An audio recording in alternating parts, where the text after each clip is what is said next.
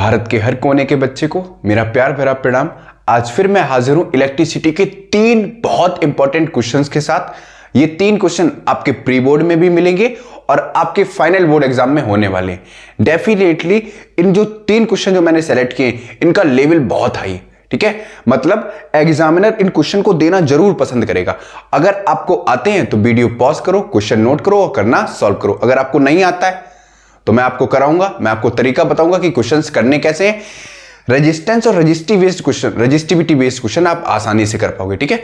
तो क्वेश्चन आपके सामने है, इसको नोट करो और ये 2025 के एग्जाम में जरूर ये क्वेश्चन मिलेंगे 3 जो मैं कराने वाला हूं। पहला क्वेश्चन ये रहा आपके सामने, मोस्ट इंपॉर्टेंट क्वेश्चन है, ठीक है। और ये क्वेश्चन जनरली 3 नंबर में आ सकता है, ठीक है। क्वेश्चन नोट करो और करने का प्रयास करो।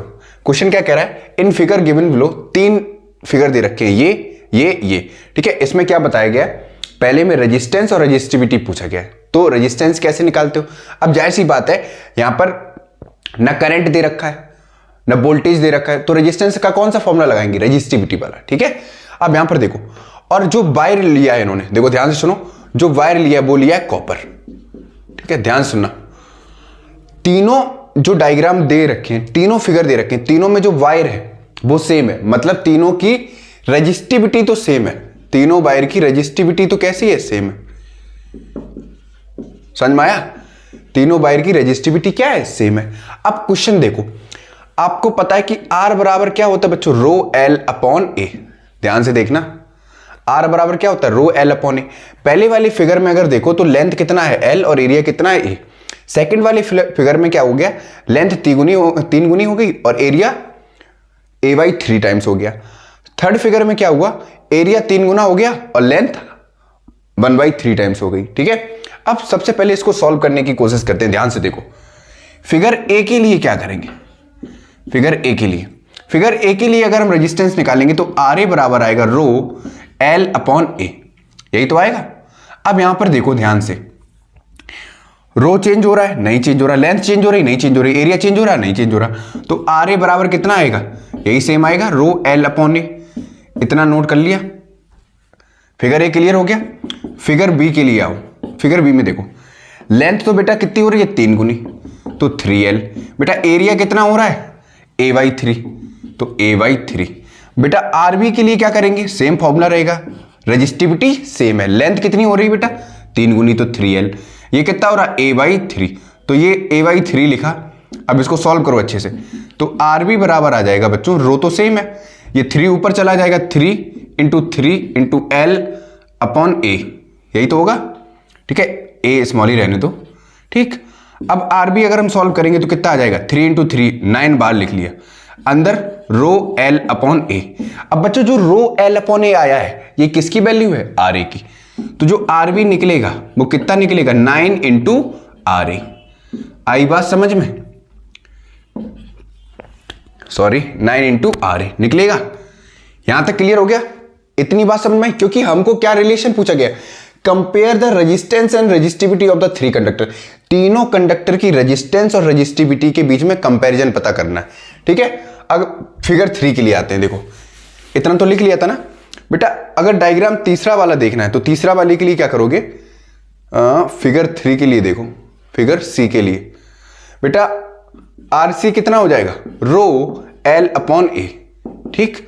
अब बेटा थर्ड वाले में क्या किया जा रहा है, देखो इसमें L कितना है, L/3, A कितना है, 3 × A, यही तो है।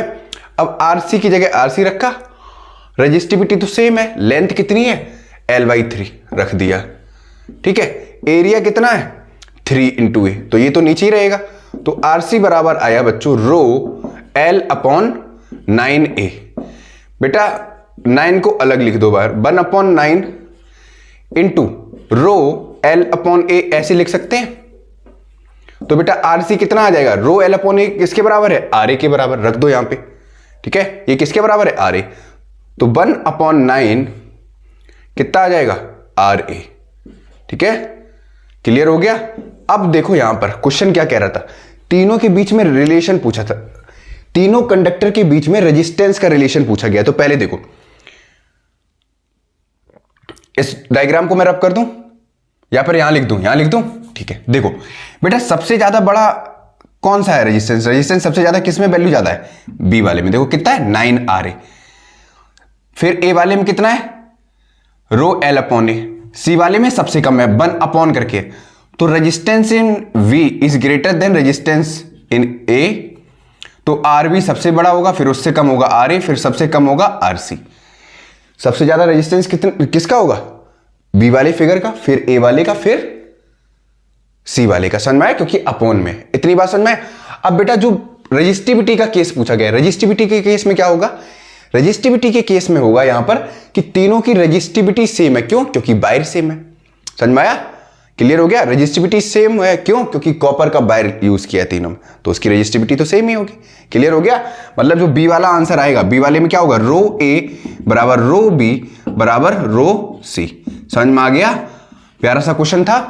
ठीक है, क्लियर हो गया? नोट करो फटाक से, स्क्रीनशॉट लो यहां तक। बच्चों सेकंड क्वेश्चन आपके सामने। ये 3 क्वेश्चन बिल्कुल भी मिस मत करिएगा। आपके प्री बोर्ड और फाइनल एग्जाम में ये होने वाले हैं और इन क्वेश्चन का लेवल अच्छा खासा है, तो करने की कोशिश करो। ठीक है, बहुत प्यारा सा क्वेश्चन है, इसको भी जरा करने की कोशिश करना।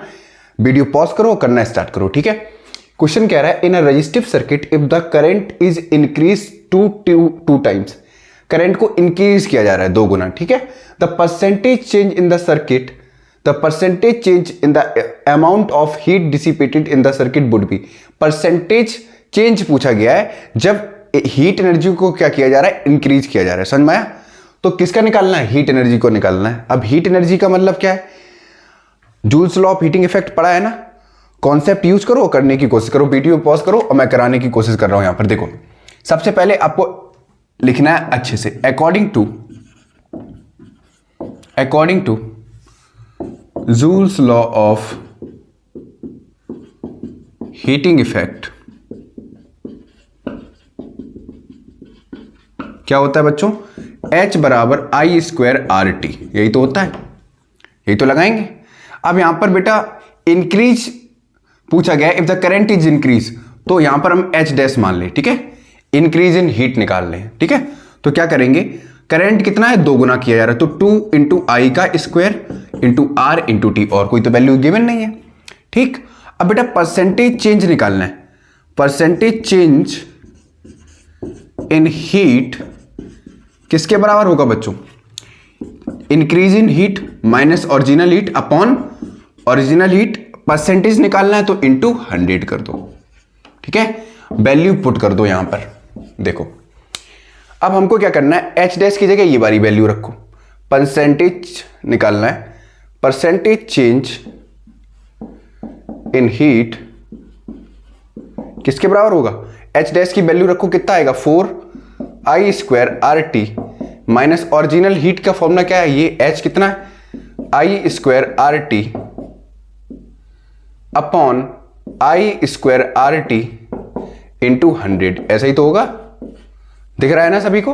यहां पर देखो, अब बेटा 4 आई स्क्वायर आर टी से आई स्क्वायर आर टी माइनस करेंगे तो कितना आएगा? 3 आई स्क्वायर आर टी, यही तो आएगा, upon I square R T into 100। I square R T से आई स्क्वायर आर टी गया तो कितना आ गया? डायरेक्ट 300। समझ में आया? क्वेश्चन अच्छा था, बेसिक से क्वेश्चन था, लेकिन था इंपॉर्टेंट। ये फॉर्मूला याद रहेगा। ठीक है, इससे हम सॉल्व करेंगे इस क्वेश्चन को। नोट करो फटाक से। और जो अगला क्वेश्चन होगा वो आपके लिए होमवर्क होगा, 3rd वाला, लेकिन क्वेश्चन मैं बोर्ड पे नोट कर दे रहा हूं। ठीक है, कमेंट बॉक्स में आंसर देना सब। बच्चों अगला क्वेश्चन आपके सामने है, इस क्वेश्चन को करने की कोशिश करना। अगर नहीं आए तो कल मैं इसका आंसर करा दूंगा। ठीक है, लेकिन कमेंट बॉक्स में बता देना कि आपको आया या नहीं आया और कितना आंसर बच्चों ने निकाला। ठीक है, बहुत अच्छा क्वेश्चन है और ये क्वेश्चन सीरीज आपको लगानी है। और हाँ, अगर आपने इलेक्ट्रिसिटी के न्यूमेरिकल्स की प्रैक्टिस बिल्कुल भी नहीं की है, ठीक है, तो आपको क्या करना है? प्लेलिस्ट में जाना है। मेरी प्लेलिस्ट में इलेक्ट्रिसिटी के बेस्ट न्यूमेरिकल्स मैंने कराए हैं, वहां से आप अच्छे से न्यूमेरिकल प्रैक्टिस कर सकते हो और मैं गारंटी देता हूं कि आपका एक भी क्वेश्चन नहीं छूटेगा। ठीक है, मन से पढ़ते रहो और स्वस्थ रहो। ठीक है।